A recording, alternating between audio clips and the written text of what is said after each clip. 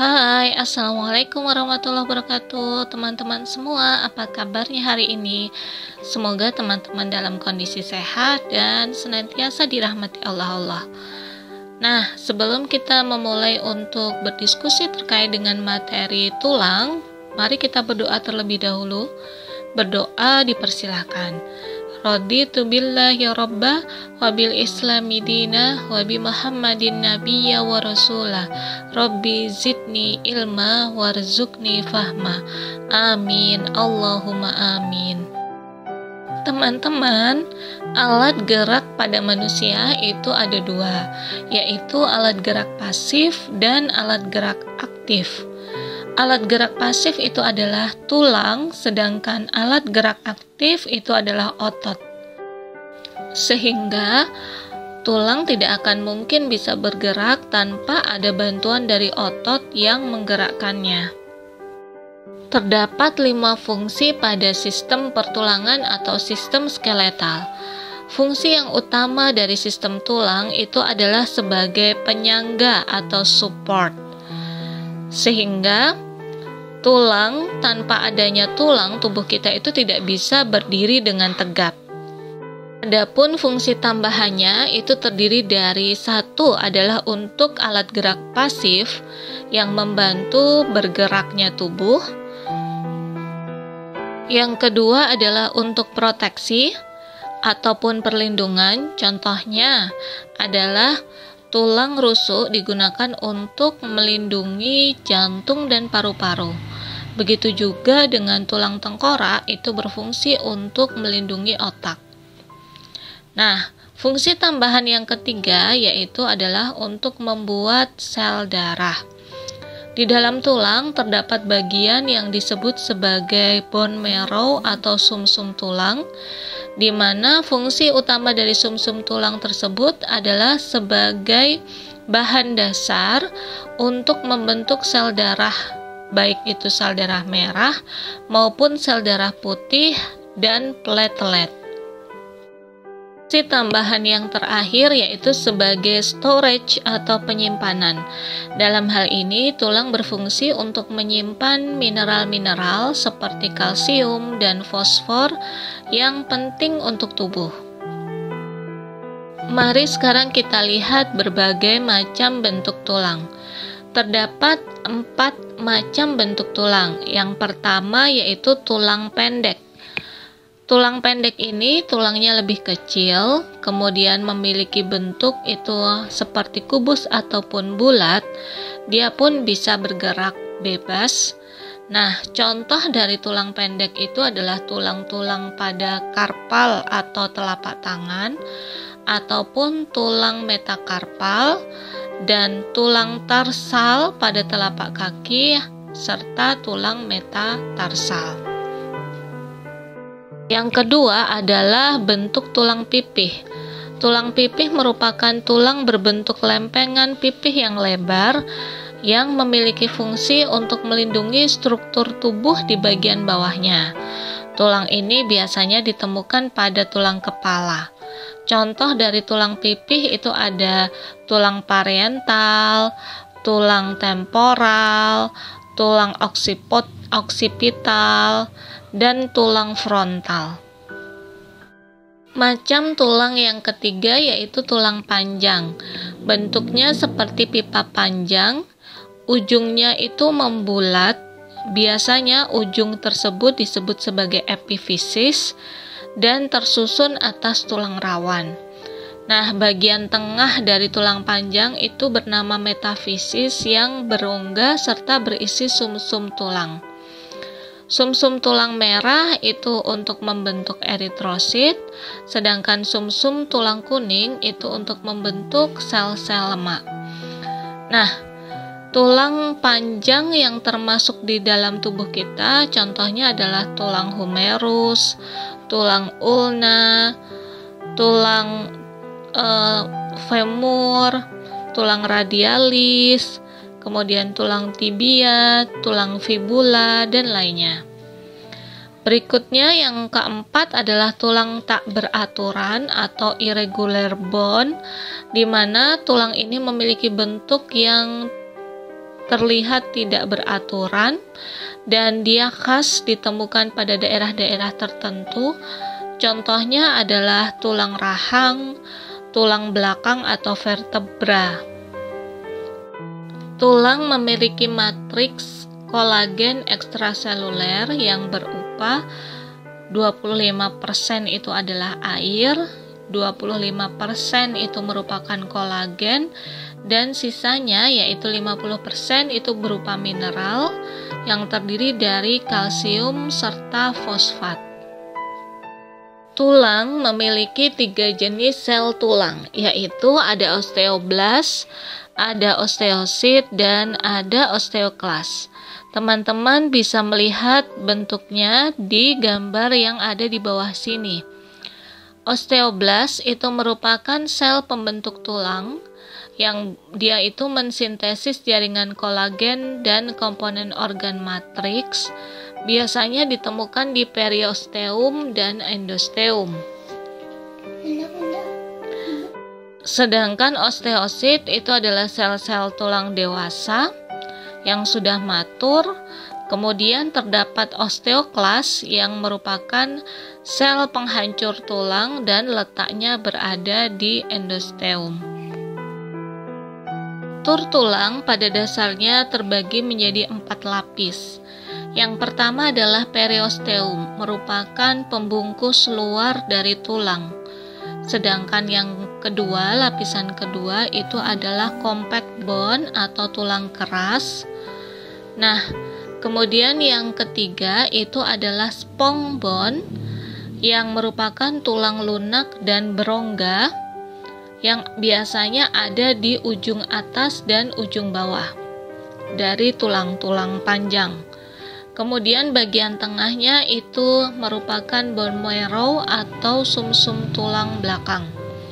Sumsum tulang di sini dia penting karena sebagai modal untuk pembentukan sel-sel darah. Tulang apabila dilihat secara mikroskopis, dia tampak terdiri dari berbagai lapisan-lapisan, yang mana dia memiliki istilah sendiri-sendiri. Nah, silahkan teman-teman menghafalkan gambar di sebelah kanan. Pada tulang padat itu tersusun atas osteon. Apa itu osteon? Osteon itu merupakan sistem Havertz, di mana merupakan saluran yang berisi serabut saraf, pembuluh darah, dan aliran limfe. Selain itu, di dalam tulang juga terdapat lamela. Lamela itu merupakan lempeng tulang yang berisi dari lakuna. Nah, di dalam lakuna tersebut berisi osteosit. Lakuna merupakan ruangan kecil yang terdapat di antara lempengan-lempengan yang mengandung sel tulang tadi. Nah, kemudian di situ juga ada kanalikuli, di mana kanalikuli ini merupakan saluran antara lakuna dan sebagai tempat difusi makanan sampai ke osteon. Untuk lebih jelasnya, silahkan teman-teman bisa melihat pada gambar di slide 12 dan pada gambar di slide 13. Sistem tulang berdasarkan sumbunya itu akan dibagi menjadi 2. Sebelumnya kita perlu mengingat dulu bahwa tulang-tulang kita pada saat lahir itu jumlahnya ada 300 buah tulang. Tetapi setelah dewasa dia akan menyatu sehingga kemudian tersusunlah 206 tulang. Nah, dari 206 tulang itu terbagi menjadi skeleton aksial dan skeleton appendicular, di mana skeleton aksial ini merupakan aksis atau sumbu bagi tubuh, terdiri dari 80 tulang, yang mana skeleton aksial ini terdiri dari tulang-tulang yang menjadi sumbu tubuh kita seperti tulang kepala, kemudian tulang leher, kemudian tulang vertebra, dan tulang rusuk. Sedangkan skeleton appendicular itu jumlahnya terdapat 126 tulang. Dia merupakan tulang-tulang yang membentuk anggota badan selain dari tulang yang menopang atau menjadi aksis atau sumbu tubuh. Skeleton aksial yang merupakan tulang yang terdiri dari 80 buah itu terdiri dari tulang kranial atau tulang kepala sebanyak 29 buah, kemudian tulang vertebra atau tulang punggung sebanyak 26 buah, serta tulang toraks atau tulang dada sebanyak 25 buah. Tulang tengkorak ataupun tulang kranial merupakan tulang yang terdiri dari tulang-tulang wajah, kemudian tulang-tulang yang membentuk wajah. Tulang wajah disebut facial bone dan tulang-tulang pembentuk wajah disebut splenokranium. Nah, fungsi utama dari tulang tengkorak itu merupakan tulang yang berfungsi proteksi, yaitu untuk melindungi otak. Berikut adalah tulang parietal. Silakan dilihat yang berwarna ungu, kemudian yang berwarna biru adalah tulang frontal, kemudian yang berwarna orange di samping kanan dan kiri disebut sebagai tulang temporal, dan yang bagian belakang berwarna hijau disebut sebagai tulang oksipital. Penampakan tulang kranial yang dilihat dari depan itu bisa kita lihat pada gambar di slide 18. Yang perlu dihafalkan yaitu tulang frontal, tulang parietal, kemudian di situ ada tulang nasalis atau tulang hidung, kemudian di rongga mata itu adalah tulang orbicularis oculi, kemudian daerah rahang bawah itu adalah tulang mandibula, di daerah rahang atas itu adalah tulang maxillaris, kemudian ada tulang pipi yang disebut sebagai zygomaticus, kemudian di daerah tulang nasal terdapat tulang rawan yang dia akan membagi antara lubang hidung kanan dan lubang hidung kiri, itu disebut sebagai vomer. Pada penampakan bagian belakang atau posterior itu bisa dilihat bagian tulang parietalnya yang berada tepat di atas kepala kita. Kemudian tulang oksipital itu adalah tulang kalau misalnya teman-teman perempuan itu disanggul ataupun sedang menguncir rambutnya, itu di daerah tulang oksipital, serta terdapat juga tulang mandibula. Nah, di dalam tulang tengkorak itu terdapat sutura atau garis yang dia itu menghubungkan antara tulang satu dengan tulang lainnya. Jadi pada awalnya pada saat kita masih bayi, tulang itu masih terpisah-pisah, belum menyatu.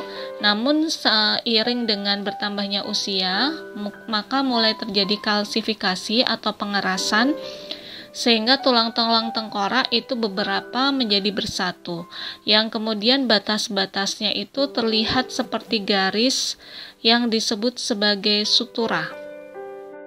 Sutura merupakan jaringan yang kuat dan fleksibel yang menyatukan tulang-tulang kranial. Ketika sutura itu merupakan berfungsi untuk melindungi otak serta memberikan kesempatan bagi otak pada saat bayi maupun anak-anak untuk tumbuh dan berkembang. Kita bisa melihat pada gambar di slide ini yaitu penampakan dari atas atau superior. Di sini kita bisa melihat terkait dengan sutura-sutura tadi. Jadi ada 4 sutura yang terdapat dalam tulang kranial atau tulang tengkorak kita. Yang pertama adalah sutura sagittalis yang membagi lempeng parietal lempeng tulang parietal kanan dan tulang parietal kiri. Kemudian terdapat sutura lambdoid yang membatasi antara tulang oksipital dengan tulang pariental. Dan kemudian terdapat sutura corona yang mana dia membatasi antara tulang parietal dengan tulang frontalis. Dan terdapat juga sutura squamosa yang membagi atau membatasi antara tulang temporal dengan tulang parietal. Berikut adalah gambar maksilaris yang merupakan rahang atas dan mandibula yang merupakan rahang bawah. Bentuk dan struktur elemen tulang tengkorak berbeda pada bayi dan orang dewasa. Pertumbuhan tulang tengkorak yang signifikan itu muncul sebelum usia 5 tahun. Otak itu tumbuh sempurna 90-95% itu sebelum usia 5 tahun. Oleh karenanya, antara usia 0 sampai 5 tahun itu disebut sebagai golden age atau usia emas. Nah, pertumbuhan tengkorak lebih cepat dari bagian tubuh yang lain, sehingga pada tulang tengkorak bayi itu dia akan terlihat lebih besar daripada tubuhnya dibandingkan dengan kita melihat pada orang dewasa. Itulah sebabnya kenapa pada bayi yang baru dilahirkan dia belum bisa miring kanan ataupun miring kiri. Dia hanya bisa terlentang. Kalaupun misalnya dia miring kanan ataupun miring kiri, ataupun dia tengkurap, itu dibantu dengan orang lain. Hal ini disebabkan karena ukuran kepalanya itu jauh lebih berat dibandingkan ukuran tubuhnya. Seiring dengan bertambahnya waktu tumbuh dan berkembangnya bayi, dia akan pelan-pelan akan menambah ukuran berat pada tubuhnya, sehingga dia nanti akan mulai bisa miring, sampai dia kemudian bisa tengkurap, dan sampai ketika sudah seimbang dia akan mulai bisa merangkak dan mulai berjalan. Nah, pada bayi di antara tulang-tulang tengkorak terdapat jaringan ikat, karena tengkorak tidak cukup hanya sekedar otak gitu ya. Jaringan ikat yang keras ini belum mengalami osifikasi atau pengerasan dan dia akan terasa lembek. Nah, jaringan ikat yang terasa lembek ini disebut sebagai ubun-ubun atau nama latinnya itu adalah fontanel. Terdapat 2 buah fontanel, yaitu fontanel posterior yang dia akan tertutup dan mengeras sekitar usia 9 bulan. Fontanel posterior itu berada di batas antara tulang oksipital dengan tulang parietal. Kemudian terdapat juga yaitu tulang fontanel anterior yang dia akan mengalami pengerasan ketika usia bayi sekitar 15 bulan. Fontanel anterior ini dia membatasi antara tulang parietal dengan tulang frontal. Berikutnya kita akan berbicara tentang vertebra atau tulang belakang. Jumlah tulang vertebra kita itu terdapat 33 tulang yang mana dia terdiri dari 5 segmen, yaitu segmen cervicalis atau tulang vertebra di daerah leher yang terdiri dari 7 buah tulang. Kemudian ada segmen thoracalis atau vertebra di daerah dada yang dia terdiri dari 12 tulang. Kemudian terdapat juga vertebra lumbalis yang mana dia menyangga di daerah perut, itu terdapat 5 buah tulang, serta tulang sakralis dan tulang koksigea yang dia menyatu menjadi satu kesatuan, yang dia menyangga di daerah panggul. Nah, vertebra sakralis ini tersusun dari 5 tulang, dan vertebra koksigea yang merupakan tulang ekor itu terdiri dari 4 buah tulang yang saling menyatu. Nah, fungsi utama dari tulang vertebralis ini ada 4. Yang pertama yaitu dia untuk mensupport tubuh supaya menjadi tegak. Kemudian dia berfungsi untuk menahan beban kepala kita. Kemudian dia juga akan membantu mentransfer berat tulang aksial atau sumbu ke ekstremitas yang di bawah, yaitu kaki. Kemudian tulang vertebra ini terdapat lubang yang nanti ketika disusun akan membentuk saluran yang akan diisi oleh medula spinalis. Nah, tulang vertebra ini akan membantu melindungi medula spinalis tersebut. Tulang vertebra ketika dilihat dari samping maka dia akan tertampak seperti lengkungan. Nah, lengkungan ini dalam bahasa Latin disebut sebagai curvatura. Sehingga kita bisa melihat bahwa ada 4 buah curvatura. Jadi ketika kita berbicara tentang segmen pada tulang vertebra, itu vertebra terdiri dari 5 segmen. Dari segmen cervicalis, thoracalis, lumbalis, sacralis, dan coccygia. Tetapi ketika kita berbicara tentang curvatura, maka vertebra hanya memiliki 4 kurvatura, yaitu kurvatura cervical, kurvatura thoracal, kurvatura lumbal, dan kurvatura pelvic.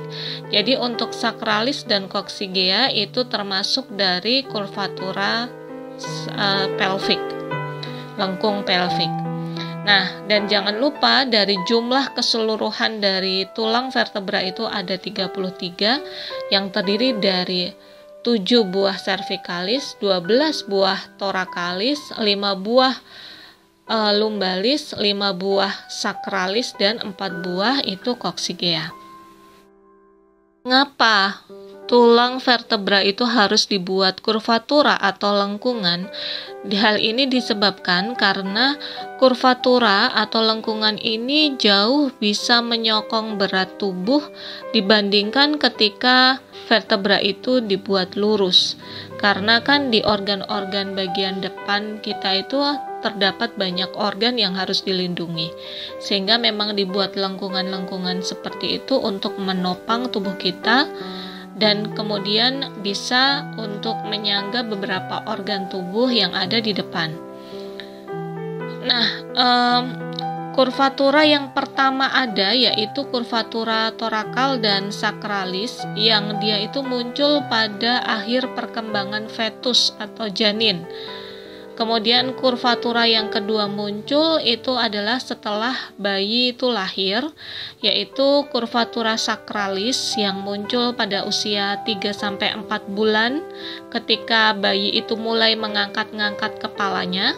Dan kemudian ada kurvatura lumbalis yang muncul pada usia 1 tahun ketika bayi itu mulai berdiri. Terdapat beberapa gangguan kurvatura pada vertebra. Hal ini bisa disebabkan karena postur yang tidak sesuai, kemudian terdapat penyakit, terdapat kelainan kongenital atau kelainan bawaan pada saat kehamilan, kemudian terdapat kelemahan dan paralisis ataupun kelemahan paralisis di daerah otot-otot punggung. Contohnya kelainan-kelainan atau distorsi pada kurvatura vertebra itu ada 3, yaitu kifosis, lordosis, dan skoliosis. Teman-teman bisa melihat pada gambaran di bawah ini. Kita melihat bahwa hifosis itu biasa terjadi pada lansia ketika tubuh sudah mulai membungkuk karena posturnya itu sudah berubah, kemudian kekuatan otot vertebra itu sudah mulai melemah. Kemudian terdapat juga lordosis yang biasanya terjadi pada ibu-ibu hamil disebabkan karena adanya penambahan berat janin di dalam perutnya sehingga dia harus menyangga dan membuat si ibu itu harus berdiri agak ke belakang gitu ya supaya dia bisa lebih tegak. Kemudian terdapat juga skoliosis, itu dia berbentuk seperti S gitu tulang vertebranya. Hal ini biasanya terjadi pada anak-anak muda ataupun remaja yang dia itu sering duduk pada meja dan kursi yang tidak ergonomis atau tidak sesuai dengan ukuran tubuhnya, sehingga kemudian dia harus memanjangkan kaki gitu, ataupun kemudian dia harus sedikit memiringkan tubuhnya ketika menulis supaya bisa menulis di meja, padahal tingginya dia lebih tinggi dan tidak cocok dengan meja tersebut. Nah, hal-hal ini bisa terjadi. Ataupun ketika seseorang remaja yang sering main game, dia biasanya cenderung meringkuk, yang kemudian akan mengakibatkan dia akan lebih mudah menderita skoliosis. Teman-teman, kita bisa melihat gambaran tulang vertebra pada slide ini. Di slide bagian atas sebelah kiri itu adalah vertebra cervicalis. Ciri-cirinya dia bentuknya tipis, kemudian lubangnya itu membentuk segitiga sama sisi. Kemudian pada gambar sebelah kanan atas itu adalah vertebra thoracalis. Ciri utamanya adalah dia memiliki prosesus atau tonjolan yang sangat memanjang. Kemudian terdapat juga di sebelah kiri bawah itu adalah vertebra lumbalis. Ciri utamanya adalah dia ukurannya lebih tebal dan kemudian tonjolannya itu sifatnya tumpul. Nah, kemudian yang terakhir itu sebelah kanan bawah itu tidak usah terlalu dihafalkan karena pasti akan hafal ya teman-teman. Terlihat sekali berbedanya, yaitu vertebra sacralis dan vertebra coccygea. Beberapa vertebra yang memiliki keistimewaan itu ada dua, yaitu vertebra cervicalis 1 atau C1 yang disebut sebagai atlas. Apa istimewanya? Dia berbentuk seperti cincin dengan lubang yang bulat. Dan kemudian vertebra cervicalis 2 yaitu aksis. Ciri utamanya adalah dia memiliki tonjolan yang tonjolannya itu menukik ke atas. Tonjolan itu bahasa Latinnya adalah processus. Dia menukik ke atas karena disebut sebagai processus odontoid. Nah, fungsi dari processus odontoid ini adalah dia akan masuk ke vertebra cervicalis 1 dan akan memungkinkan terjadinya gerakan rotasi, memutar kepala ke kanan ke kiri gitu. Jadi yang memungkinkan kepala kita itu bisa berotasi itu adalah karena terdapat aksis dan atlas. Aksis itu cervicalis 2 dan atlas itu adalah cervicalis 1. Nah, berikut adalah gambaran dari aksis vertebra cervicalis 1 dan vertebra cervicalis 2. Jadi bagaimana gerakan rotasi itu terjadi bisa dilihat pada gambar di slide ini. Berikutnya adalah gambar pada vertebra sacralis dan vertebra coccygea, di mana sacralis ini ada 5 buah dan vertebra coccygea itu terdiri dari 4 buah. Vertebra sacralis ini sering disebut sebagai tulang ekor yang apabila dia patah itu sangat berbahaya karena dia itu adalah ujung dari sistem saraf pusat sehingga akan bisa menimbulkan kelumpuhan dan gangguan pada beberapa organ dalam tubuh. Vertebra tulang ekor ini biasanya akan patah apabila seseorang itu jatuh dalam kondisi terduduk. Bagian dari skeleton aksial berikutnya adalah toraks. Rongga toraks yang mana dia tersusun atas 3 buah tulang utama, yaitu vertebra thoracalis, kemudian tulang iga atau costa, dan kemudian tulang dada atau sternum.